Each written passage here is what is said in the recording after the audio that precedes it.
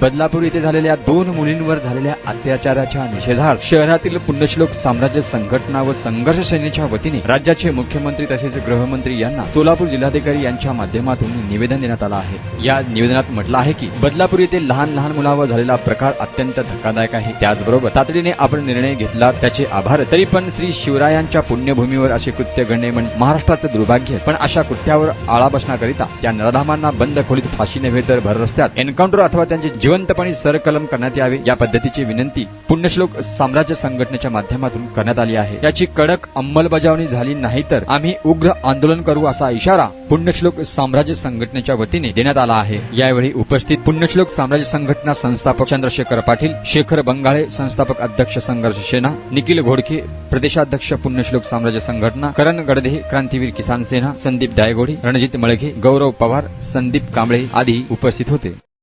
मी चंद्रशेखर पाटील, पुण्यश्लोक साम्राज्य संघटना संस्थापक अध्यक्ष, प्रदेशाध्यक्ष संघर्ष सेना। आज जिल्हाधिकारी साहेबांना संघटनेच्या वतीने निवेदन देण्यात आलं। निवेदनाचं कारण अतिशय लाजिरवाणी महाराष्ट्राच्या बाबतीत बघायला गेलं तर अतिशय लाजिरवाणी बाब येत्या काही 2-4 दिवसामध्ये गेल्या 2-4 दिवसांमध्ये या देशामध्ये घडलेलं आहे। कोलकात्यामध्ये जे काही मेडिकल कॉलेजमध्ये शिकाऊ डॉक्टर आहे त्यांच्यावर काही नराधामांनी लैंगिक बलात्कार करून त्यांचं निर्गुण खून केलेला आहे। ही बाब ताजी असतानाच त्याच्या लागोपाठ श्री शिवरायांच्या पुण्यभूमीत मासाहेब अहिल्यादेवी होळकरांच्या पुण्यभूमीमध्ये बदलापूर इथे 3 ते 4 वर्षाच्या शाळकरी मुलींवर तेथील त्या शाळेच्या शिपायाने त्या मुलीवर लैंगिक संबंध ठेवून संपूर्ण महाराष्ट्रभर या विषयाचा शोकांतिका मानत आहे।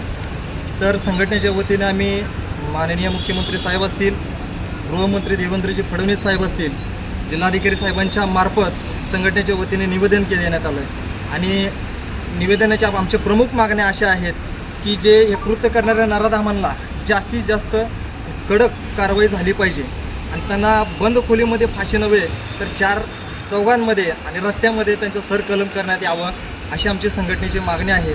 त्याचबरोबर जे काही शाळकरी मुलांना प्रमाणापेक्षा जास्त मुलं स्कूल बसमध्ये त्यांना बसवून वाहतूक करतात, त्यामुळे भरपूर अपघातसुद्धा या शहरामध्ये बघायला भेटतात। तर त्याच्यासाठी काहीतरी या शाळेने लिमिट आखलं पाहिजे, मोजकेच विद्यार्थी त्या स्कूल बसमध्ये बसले पाहिजे या पद्धतीचा आदेश शाळांनी संस्थांनी काढले पाहिजे।